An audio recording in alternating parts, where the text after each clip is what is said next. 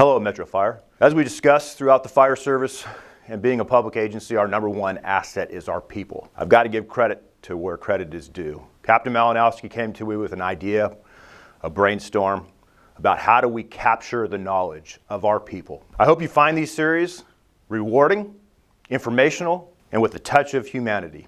I want to thank Jeff Malinowski for a great idea, his time, his efforts, and really capturing the knowledge of our people before they exit our great agency we call Metro Fire. Thank you. The fire service is a lifestyle. Some of us grew up knowing that this is what we would do. Others found it later in life. We all have a story to tell. We live a career of experience and knowledge. But what happens when we retire? All that knowledge and experience walks out the door. Welcome to Capture the Knowledge.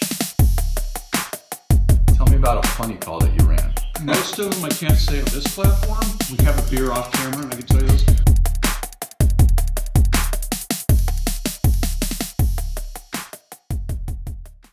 When I was hired in 91 for American River Fire, the testing process, there's about over 1,000 applicants. I think our academy had 11 or 12 candidates in it. Things were a lot different back then. Half of our academy was paramedic firefighters and the other half were just firefighters. Went through the same academy. There was no EMS component to it at all. When we graduated the academy, the firefighters, non-medics, went to Slough House to work for $5 an hour. The firefighter paramedics were salaried, so it was quite a big difference. After about a year, the firefighters that went to Slough House got incorporated in and then they were salaried. But it was a little weird going through the same academy and then ended up in different spots afterwards.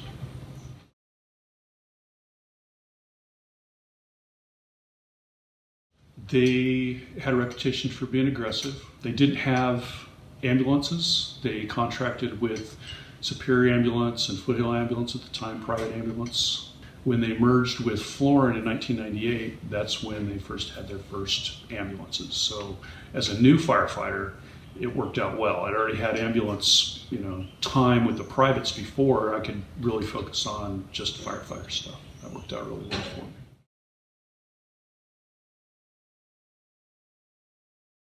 There was a lot of bravado back then. I think that was followed by some big egos, a little bit of denial. And I think all of those, some of it was good because we were aggressive, but I think that there was a lack of training, a lack of humility, and I think that we could have done a better job had we addressed those back then.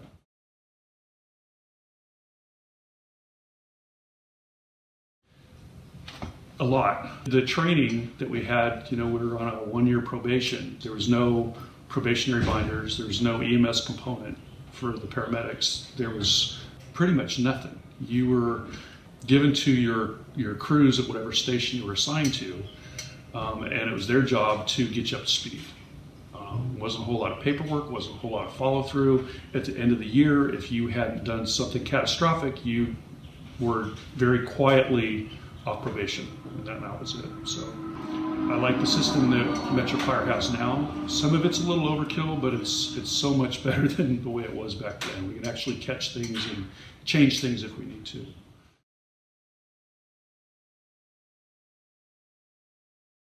Very much so. You really relied on your crew. A lot of the crews that's just kind of how they were raised. You get the new person there and that person is your family. They owned that responsibility to make sure that you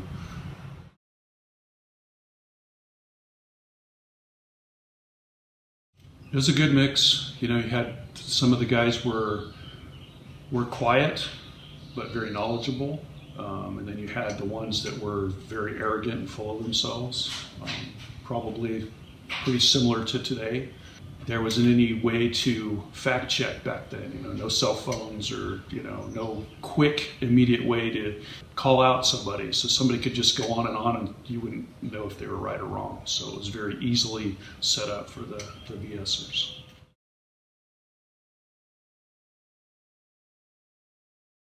The ones that I knew that were in Vietnam didn't talk about it much.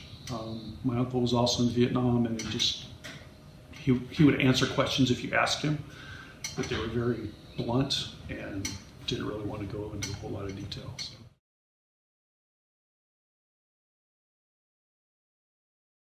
They took their job seriously. They understood that everything works better when you commit to your job.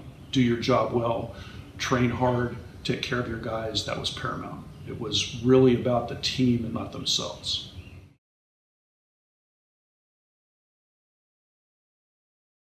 They do it just kind of like when you have your own family, your kids. You see the potential in them. You know what their needs are, what they need to practice at. So you set up drills addressed to that so they can practice that in a safe environment where it's okay to fail.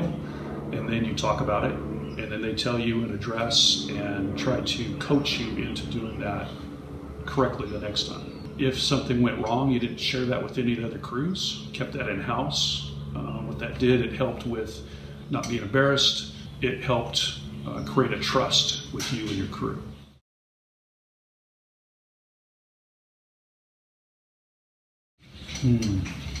Had a lot of mentors. Brian Rice and Dale Turner and Metzinger. I think the two that stand out would be Jim McDowell. He was B3. He was very nice. He was very fair, but he drew the line, and it was black and white on what he expected. And if you did not meet those expectations, he would call you out on it. So after a while, he was just kind of like that dad or grandpa figure that you just didn't want to disappoint. You just wanted to do it right because you wanted to, impress him. Another one was Henry Ogg. When I was stationed after the academy, I was stationed at Station 9, which is 109 now.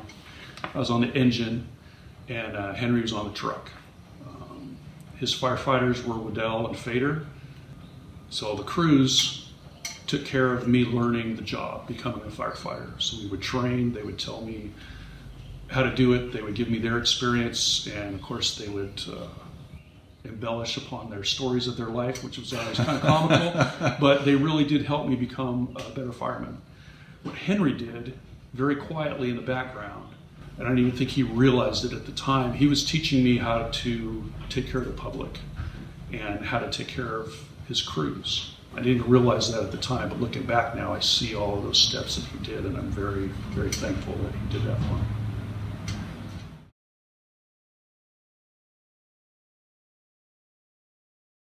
When we're out in public, at the grocery store or training or doing PR stuff, he would always include the citizens in whatever we did. He would impress upon me that what we do is for them. We're basically problem solvers. That's our job. We take care of them. So every time we had interaction with that, he was always very consistent with that and made that a priority, that no matter what, we're taking care of them. There was one lady that had a son that had special needs. So he ended up inviting that, he wasn't a kid, he was older than me, but over to Station 6. He ended up spending probably 30 years coming to that station. So Mom would drop him off. He got to clean the rigs and stuff, so it was great for this person to be able to do all that. And I learned a lot from that whole experience, so I appreciate that from Henry. As far as taking care of your crew, every crew has its strong points and weak points. If you see that your crew has weak points, you train on them, you work on them, you allow them to fail in a safe environment, and then you continue to build on that. When things go bad, you have crews that argue with crews, battalions that argue with battalions. When it came down to it, they had to go through Henry to get to any of his crew for anything that went wrong. And if they did something wrong, Henry would still stand up for them. He'd deflect everything else, whether it's coming from another crew, the chief, a battalion, whoever. He stopped all that right where he was at.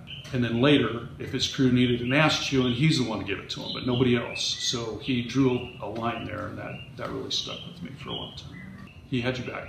If you screwed up, he was gonna let you know about it, but Sure. If your ass chewing was gonna come from him and him alone.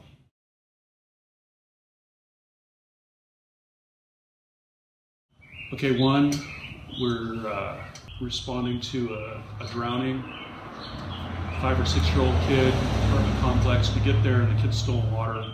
but there's like 10 people standing around, not doing anything, just watching. So, dove in, get the kid out, start doing CPR. He's viable. Medic gets there, hand him off, and I just remember, we've all had drownings and stuff, but this one, I don't know why it bothered me that everybody was so complacent that there's this kid in there, and if anybody would have dove in there and got him out, he stood so much better of a chance than wait until we got there. And I just, one of those times in life where you lose a little faith in humanity. I think that was a big one.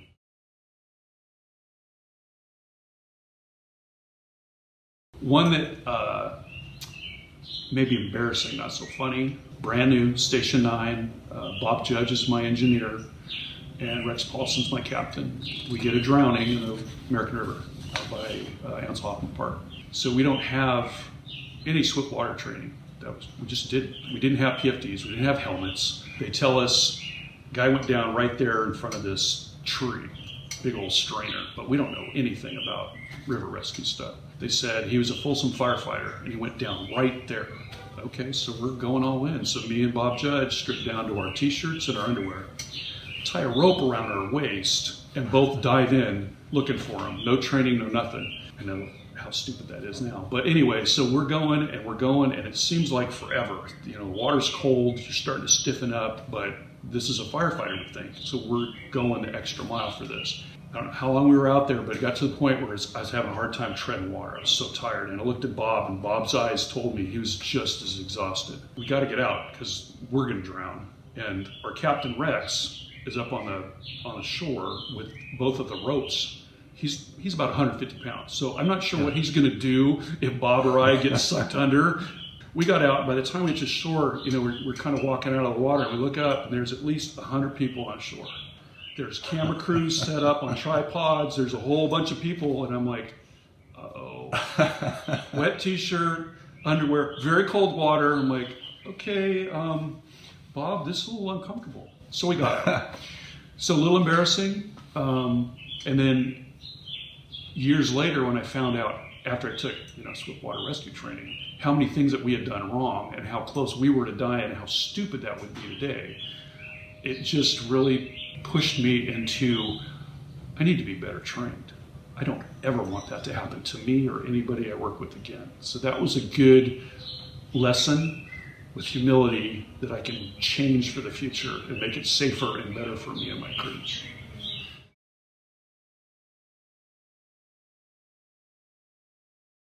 So over obviously a long period of time, it goes up and down, right? There's times where things happen at home with wife and kids, sickness, injuries, there's a whole bunch of stuff. So you switch gears and that becomes a priority. When things are going really great, it kind of comes back to work. I think the guys that have the best careers are the ones that can find that balance.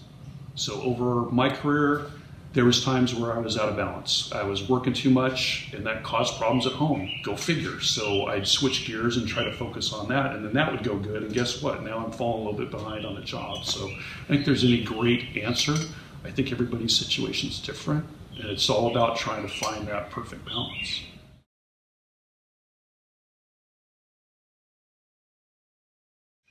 So when I was spending too much time at work, that was easy. Wife is unhappy. That's pretty clear.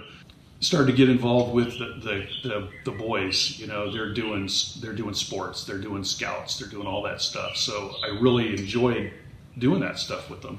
And then work suffered a little bit, but that was easier to take. So if I always had to be on one side of the line, I would always try, not always successfully, but always try to be on the family side. Mm-hmm. That just seemed to be a better balance, to get to work and be behind. And you know what? Okay, I'll work harder and I'll get there, but I'd rather lean to the family side.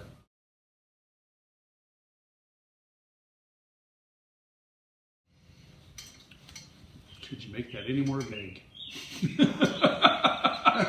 Next question. I really don't. It's about balance. So everybody's life is different. Everybody has things in their life. You have family, you have God, you have friends, you have work, and there's no easy answer. You have to figure out what works for you. So I don't have an answer to that question.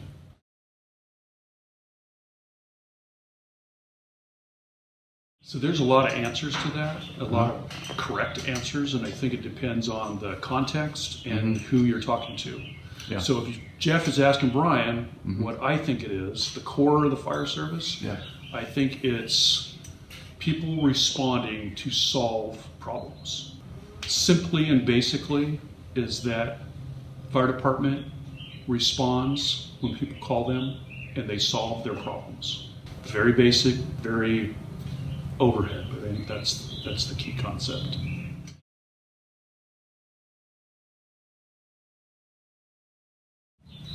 Cell phones, we didn't have cell phones. Computers, they were all MS-DOS, not even Windows yet, so those were antique and not very user-friendly. We had one set of turnouts, not two. We had low-pressure hoses off our SCBAs, so when you're crawling around and stuff, you very easily pinch that low-pressure tube and you have zero air. We didn't wear masks for overhaul, and there was kind of a bravado feeling after the fire's out, you know, when you're doing overhaul and stuff like that, to not wear a mask or an SCBA.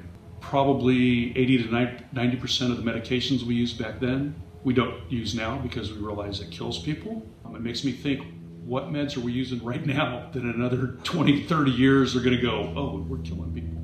No glucometers, no pulse oximeters. Paramedics seem to do a lot more real patient assessments, like get your hands on the patient, really figure out what's going on instead of relying on instruments and stuff. When I started, we had Battalion 3 and Battalion 4 for American River. Now that is Battalion 7. All of our stations were Station 1 through 11, I think. I can't remember what year they changed all those over to add 100 in front of them. There's a lot more, I just can't come up with a number.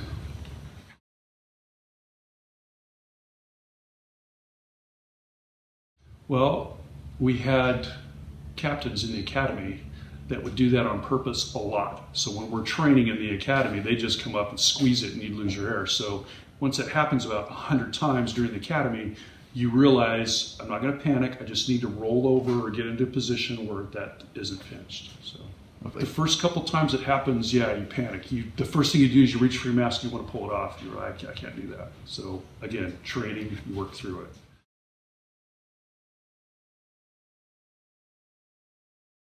It was still more bravado than anything. Even though they were teaching us how to deal with low pressure hose problems, there was still a lot of bravado up there.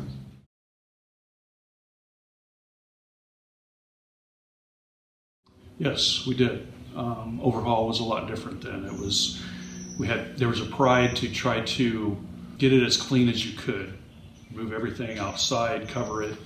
After years and years of doing that, I think we realized we weren't really saving a whole lot. Most of that stuff was trashed. Spend more time and find stuff that was more important to them and bring that out. We had a lot of stuff that when we brought it up, we were breaking it while we were bringing it out and it was fine inside. Or we leave it outside and then it gets damaged out there. So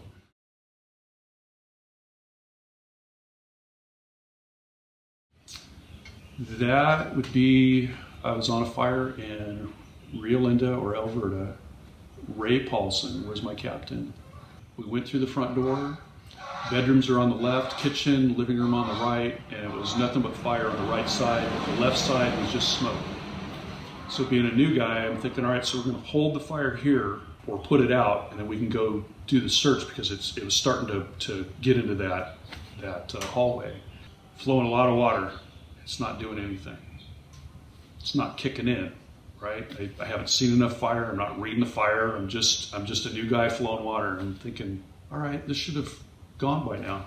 So I get in a little deeper, thinking, well, I'll get closer to it. That'll work. No, that wasn't a good tactic. Ceiling falls down on me. So I'm buried underneath the ceiling, and all of the water that I've been squirting up in the attic, all the wet sheetrock, insulation, everything buries me. Mm-hmm. My captain, when he hears it, kind of ducks his head and looks up and doesn't see me because I'm buried. He thinks I left, so my captain leaves. I'm buried under this stuff, and I'm moving around, and I feel like a piece of beef jerky. Just all the water just being pulled right out of your body. So I get up from that, and I go outside, find Ray, give him grief for leaving me in there. And then we re-engage and, end up putting the fire out. There's nobody inside. The takeaway from that, after, torn rotator cuff and a broken clavicle and a trip to the hospital, was that I didn't read that fire right. I didn't have the training, and I had a little too much bravado of, I'm just going to go there and put it out because, I'm this tough, brand new firefighter, I can do that. Or now, when I see something like that, I think, all right, well, let's put all the pieces together, right? Do we have a report of anybody inside? Well, actually, we did. We had a report that nobody was inside. That would have been good to know. That would have maybe changed the tactics. Putting water on this and it not doing anything, that should have been a big key, but it wasn't. I didn't know. All that stuff plays into how you think about things now, and then every fire that you go on, all of that stuff just comes back. And they talk about getting experience. We don't get experience unless you actually do it and then fail to some extent. I think that's where a little failure and a little humility, I think that's where you really grow and get that good, solid experience.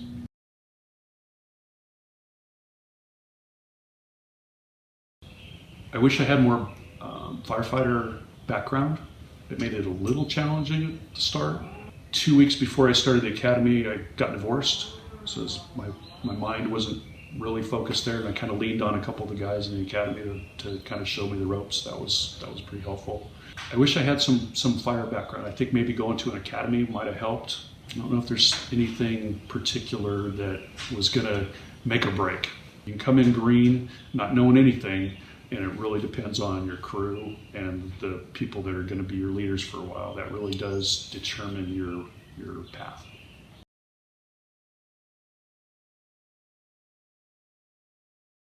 I would tell them, if you're going to start the fire academy, don't get a divorce right beforehand.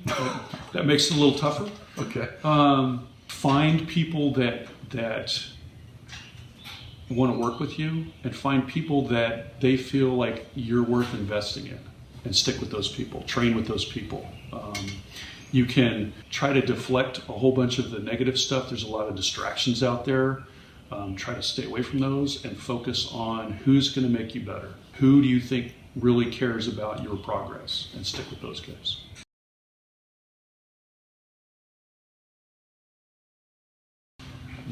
I get to choose how I spend my day.